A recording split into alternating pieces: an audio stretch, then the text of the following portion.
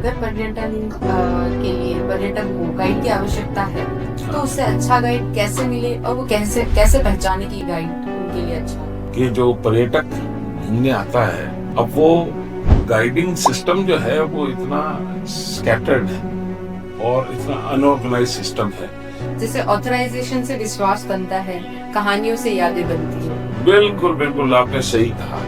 Authorise और unauthorized दो तरह के गाइड जो हैं। अनऑथराइज गाइड वो हैं कि जो रोजगार की तलाश में स्मारकों के आसपास रहते हैं। नमस्कार, स्वागत है आप सभी का हमारे नए पॉडकास्ट के अंदर। क्या आपने कभी सोचा है जब हम किसी ऐतिहासिक स्थल पर घूमने जाते हैं तो हम वहाँ क्या देखते हैं? क्या हमें सिर्फ वहाँ के पत्थर दिखाई देते हैं? क्या सिर्फ वहाँ की इमारतें दिखाई देती हैं? या हम वो कहानियां भी सुन पाते हैं जो समय के साथ कहीं खो सी गई है? अक्सर हम घूमने तो जाते हैं, इमारतें तो देखते हैं, लेकिन हम उन कहानियों को नहीं समझ पाते हैं। इन स्मारकों को हमसे जोड़ने के लिए जिस व्यक्ति की एक महत्वपूर्ण भूमिका होती है वह तो कभी चर्चा में आया ही नहीं। वह व्यक्ति होता है एक पर्यटन गाइड। आइए आज हम जानेंगे कि पर्यटन गाइड क्यों जरूरी होता है, क्या उससे हमारे पर्यटन में ज्यादा खर्चा आता है, पर्यटन गाइड की क्या भूमिका होती है। ये आज सभी हम इस पॉडकास्ट के माध्यम से जानेंगे। बहुत बहुत स्वागत है सर आपका हमारे पॉडकास्ट पे। नमस्ते सर। सभी सैर सपाटे करने वालों को, घूमने वाले को, पर्यटकों को, सभी को मेरा नमस्कार। मेरा नाम भवानी सिंह है और मैं पिछले 37 सालों से गाइडिंग कर रहा हूँ। ये हमने प्रोफेशन चालू किया था जब आज से 40 साल पहले करीब ऑलमोस्ट। उस वक्त जो पर्यटन थे और जो सुविधाएं थी और जो यहाँ से हमने हमारी यात्रा चालू की और आज हम यहाँ पहुंचे हैं, तो इसमें मैं कुछ आपको रोचक जानकारियां देना चाहता हूँ। पर्यटक गाइड क्या होता है, किस लिए जरूरी है, क्यों पर्यटक गाइड की क्या भूमिका है, मतलब क्यों ले पर्यटक गाइड। हम घूमने निकलते हैं तो होटल बुक कर लेते हैं, गाड़ी बुक कर लेते हैं, टिकटें बुक कर लेते हैं और फिर जब किसी डेस्टिनेशन पे पहुंचते हैं, गंतव्य पे पहुंचते हैं, तब रात को विचार आता है कि सुबह घूमने चलेंगे तो गाइड की जरूरत है कि नहीं है। लास्ट प्रायोरिटी रहती है गाइड की कि गाइड चाहिए कि नहीं चाहिए। फिर हम वहाँ विचार करके और फिर देखते हैं चलो वह मिल ही जाएगा। तो कहने का मतलब ये है कि गाइड इतना इम्पोर्टेंट सेगमेंट नहीं है। मतलब पहले उसकी कई दूसरी चीजें जरूरी है, लेकिन गाइड के बिना भी टूर बनता नहीं है। दोनों ही बातें आ जाती हैं इसके अंदर।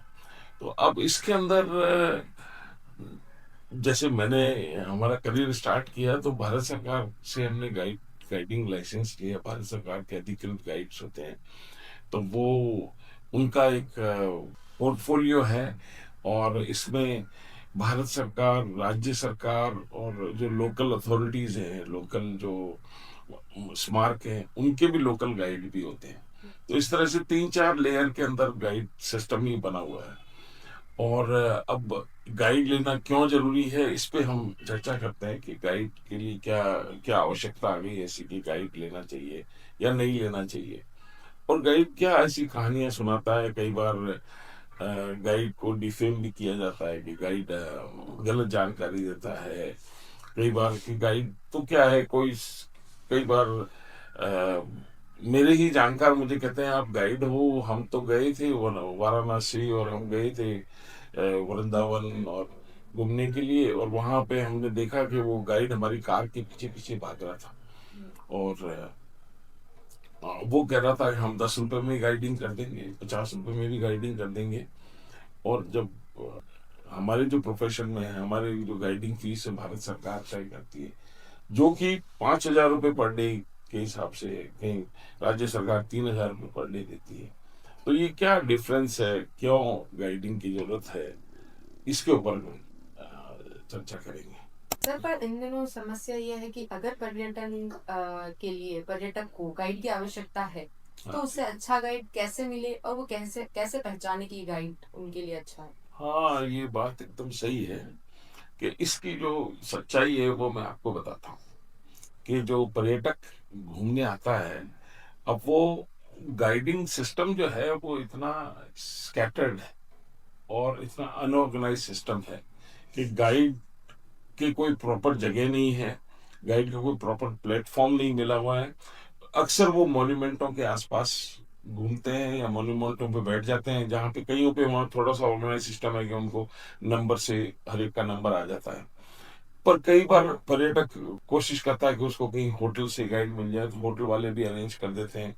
होटल से अरेंज हो जाता है, कई बार वो वेबसाइट पे इधर उधर ढूंढने की कोशिश करता है, लेकिन ऐसा कुछ है नहीं अभी अवेलेबल।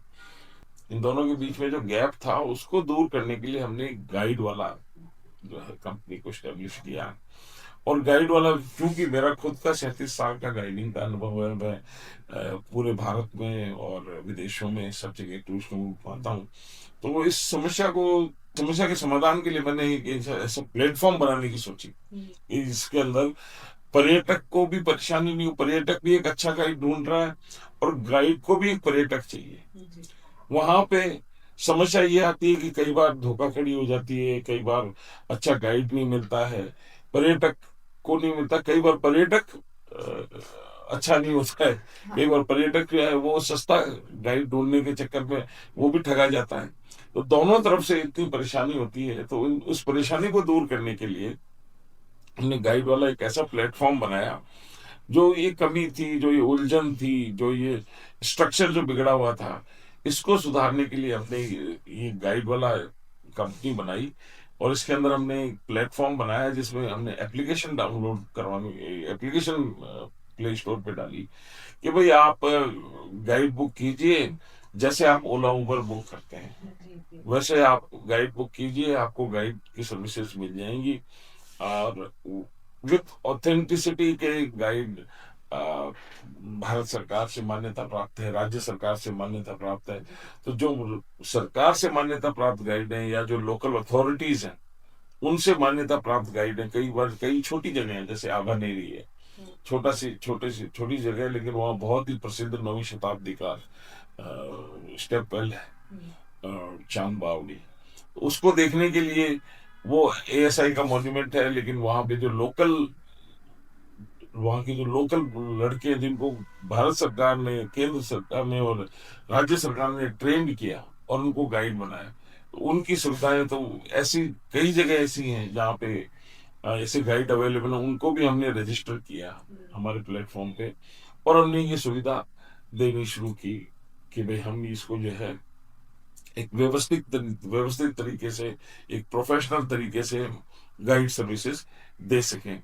अब सवाल ये होता है कि इसमें उनकी चार्जेस क्या होंगे, पर्यटक कितना पैसा खर्च कर सकता है, वो सब हम सारी सुविधाएं और सारे जो एनालिसिस है वो निकाल के, और हमने या कि जो एक रीजनेबल कॉस्ट है वो रीजनेबल कॉस्ट में पर्यटक को गाइड मिल जाए और गाइड को एक रीजनेबल अमाउंट मिले जिससे वो अपना रोजगार कर सकें। दोनों को जोड़ने की कड़ियों में हमने गाइड वाला की कंपनी को स्टेब्लिश किया। सर, गाइड वाले के पीछे आपका क्या विजन था? हाँ, ये करीब आज के 10 साल पहले, 10-12 साल हो गए इस बात को, मुझे किसी ने कहा कि मैं अक्सर टूर पे रहता था और कभी रात को लेट आना जाना, हर शहर के अंदर देर रात को बस में उतरना, ट्रेन में उतरना, फ्लाइट से, तो जो लोकल ट्रांसपोर्ट ऑटो रिक्शा या इनकी मुझे जरूरत पड़ती थी। तो किसी ने मुझे बताया कि एक एप्लीकेशन है, इसमें ओला या उबर से आप बुक करो और वो आपको सही डेस्टिनेशन पे छोड़ देगी और उसके चार्जेस भी कम है और उसमें आपके पास ड्राइवर की फोटो तक आती है। तो मैंने कहा ये तो बहुत अच्छी एप्लीकेशन, मैंने इसको यूज भी किया। पहले बहुत कई बार हरेसमेंट भी होता था ऑटो रिक्शा के साथ में। पैसे देने की बात नहीं थी, पर ये पता नहीं था कि पैसे देने कितने हैं। वो 200 बोलते थे तो 200 भी ठीक लगता था, वो 400 बोलते थे वो भी ठीक लगता था।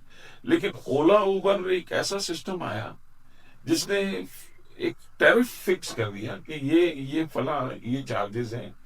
शुरू में तो प्रमोशन में तो उनका काफी सस्ता था, अब भी काफी ठीक है। और उससे ही मुझे ये गाइड वाला क्यों विचार है कि क्यों ना टूरिस्ट जो परेशान होता है, वो वृंदावन जा रहा है या सोमनाथ घूमने जा रहा है या माउंट आबू जा रहा है या किसी हिल स्टेशन पे या किसी सांस्कृतिक जगह या ऐतिहासिक जगह घूमने जा रहा है, तो वो गाइड के लिए परेशान होता मुझे भी दिखा है कई बार और गाइड से उनके आर्ग्यूमेंट होती है, वो गाइड नहीं भी होते, जो जिनसे वो आर्ग्यूमेंट करता है उसको पता भी नहीं है कि ये गाइड है कि नहीं। और वो अपने परिवार के साथ वहां होता है, अपने मित्रों के साथ वहां होता है, तो वो वहां पे परेशान होने तो नहीं आया, घूमने आया है। और वो एक कड़वी सी यादें लेके जाता है, तो वो that was a kind of a pain of the tourist. वो एक पर्यटक का दर्द था। तो मुझे लगा कि ये अगर ऐसा प्लेटफॉर्म गाइडों के लिए भी, एक पर्यटक के लिए भी खुल जाए, तो ये पर्यटक को सुविधा देगा और गाइड को एम्प्लॉयमेंट देगा, गाइड को रोजगार देगा। तो ये सोच के मैंने, मेरे कुछ मित्र थे जो इस टेक्निकल फील्ड में थे, तो उनसे मैंने बात की कि ओला उबर में जिस तरह का ये प्लेटफॉर्म है, जैसा सिस्टम है, क्या ऐसा प्लेटफॉर्म बन सकता है।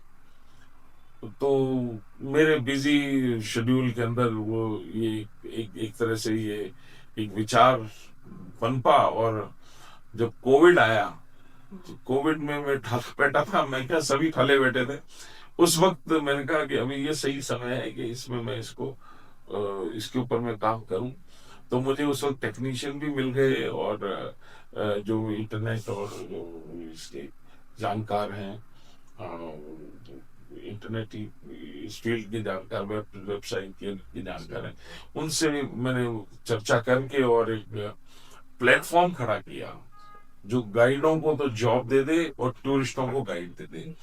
तो उन दोनों के लिए मैंने गाइड वाला कंपनी खोली, जो केवल गाइडिंग सर्विसेज, आप होटल बुक कीजिए, आप कार बुक कीजिए, और गाइड जो है, अब जब लोकल पहुंचते हो, क्योंकि आपको एक स्मार्ट आइटनरी का आपको आइडिया नहीं होता, तो गाइड वाला एक आपको स्मार्ट आइटनरी का आइडिया देता है।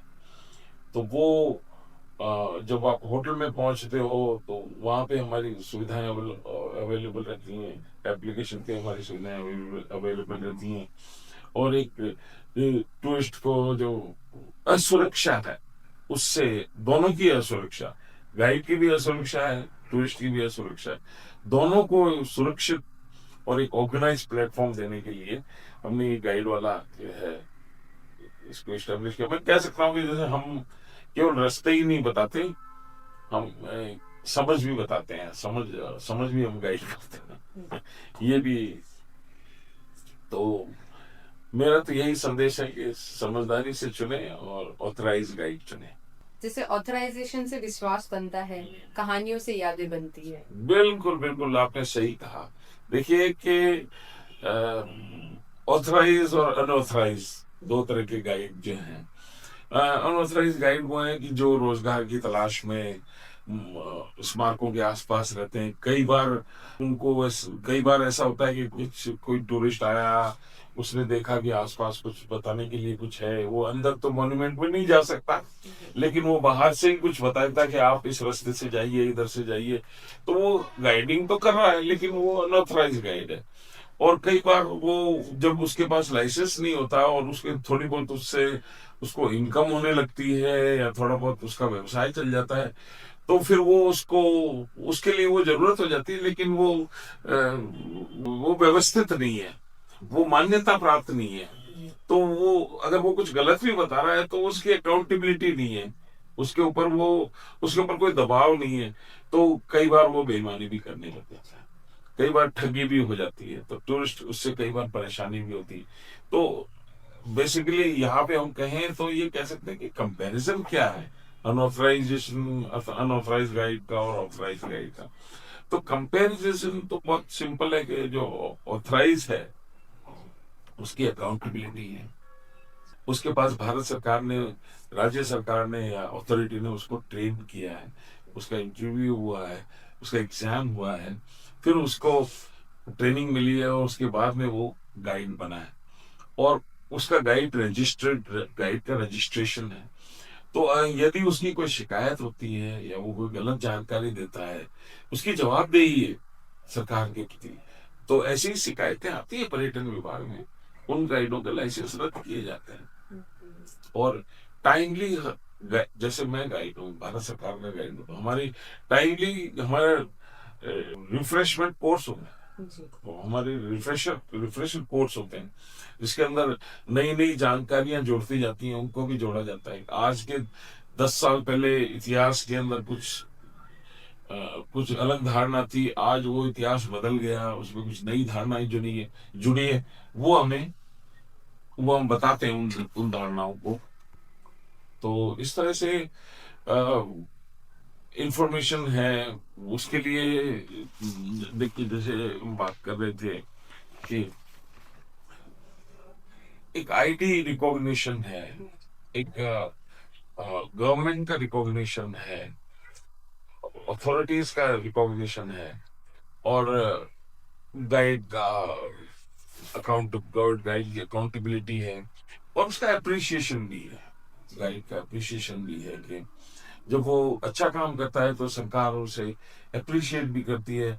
और आपको जान के खुशी होगी कि पूरे भारत में बेस्ट गाइड का अवार्ड भी दिया जाता है।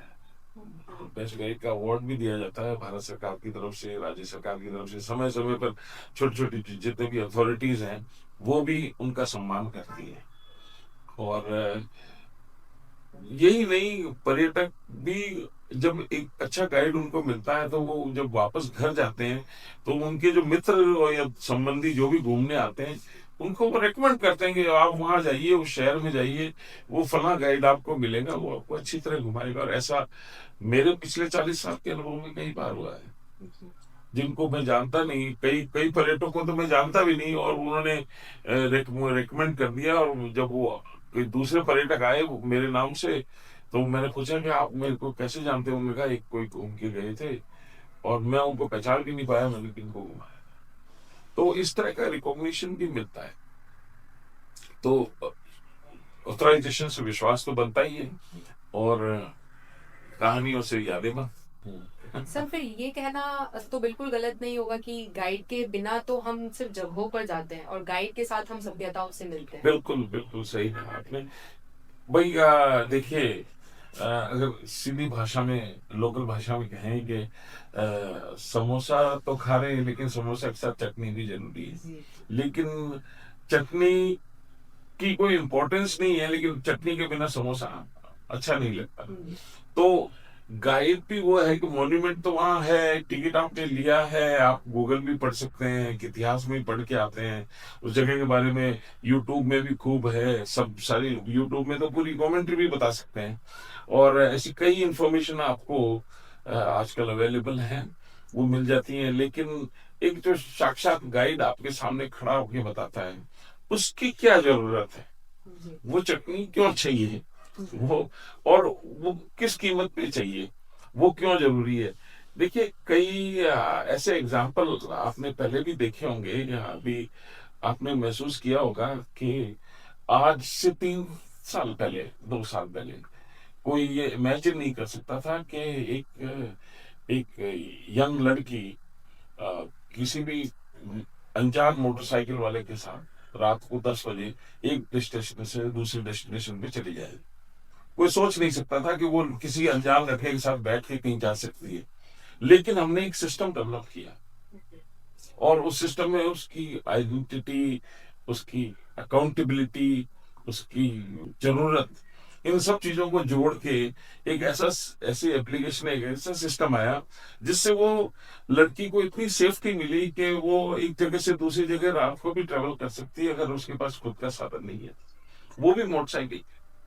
तो ये जो अकाउंटेबिलिटी आई है, ये किससे आई है? ये एक अधिकृत जो साधन मिला, अधिकृत मीन्स जो सुविधा मिली, उससे ये सुविधा आई। तो ऐसे ही गाइड है, अगर वो भारत सरकार से मान्यता प्राप्त है, अगर उसको केंद्र सरकार ने, राज्य सरकार ने, या किसी भी अथॉरिटी ने ट्रेंड किया है, ट्रेन करने के बाद उसको लाइसेंस दिया है या परमिशन दी है गाइडिंग करने की, तो वो एक जवाबदेही उसकी बनती है, और वो एक वो हम कह सकते हैं कि एक अकाउंटेबिलिटी देता है। अच्छा, वो देता क्या है? एक तो वो आपको इंफॉर्मेशन देता है, इंफॉर्मेशन के साथ आपका टाइम टेबल सेट कर देता है। वो आपके पास पूरे 8 घंटे हैं, सुबह 8 बजे से लेकर शाम को 5 बजे तक आप घूमना चाहते हैं, 8-10 घंटे जो भी घूमना चाहते हैं। अब उसके अंदर 5-6 जगह आपको जाना है, ट्रैफिक कंडीशंस हैं, और मॉन्यूमेंट का टाइमिंग है, और वहां का इतिहास है, वहां की जानकारी है।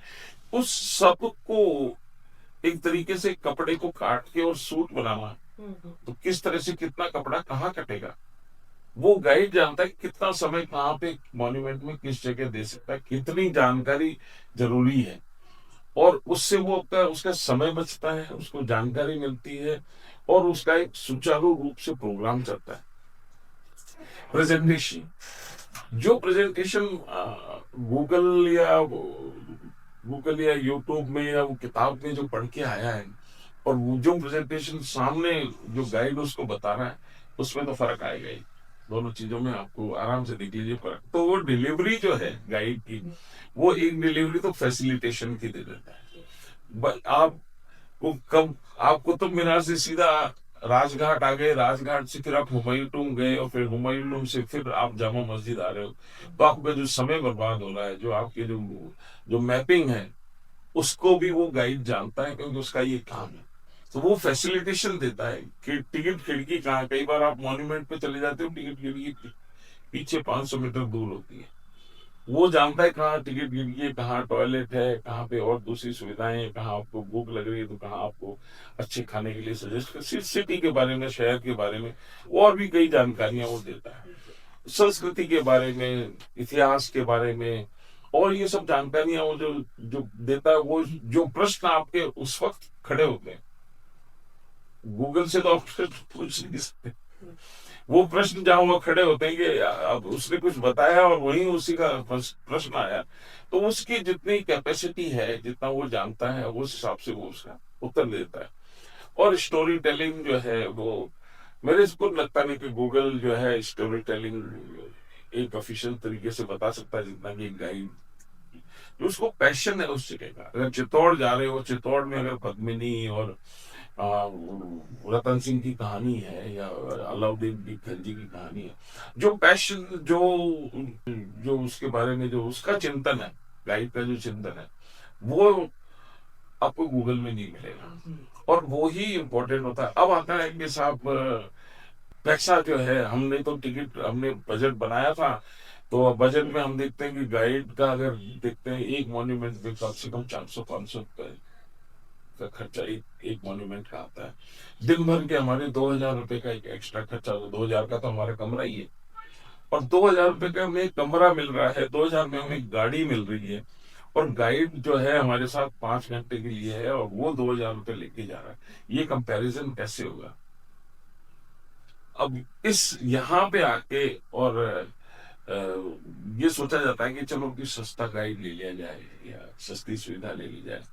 तो अंग्रेजी में कहावत है कि यू गेट व्हाट यू पे फॉर, तो आपको वही मिलता है जो आप, जो जिसका आपने पे किया होता है। दोस्तों, आप भी अगर अपनी अगली यात्रा को एक ट्रिप नहीं बल्कि एक यादगार अनुभव बनाना चाहते हैं तो गाइड वाला के साथ जुड़िए।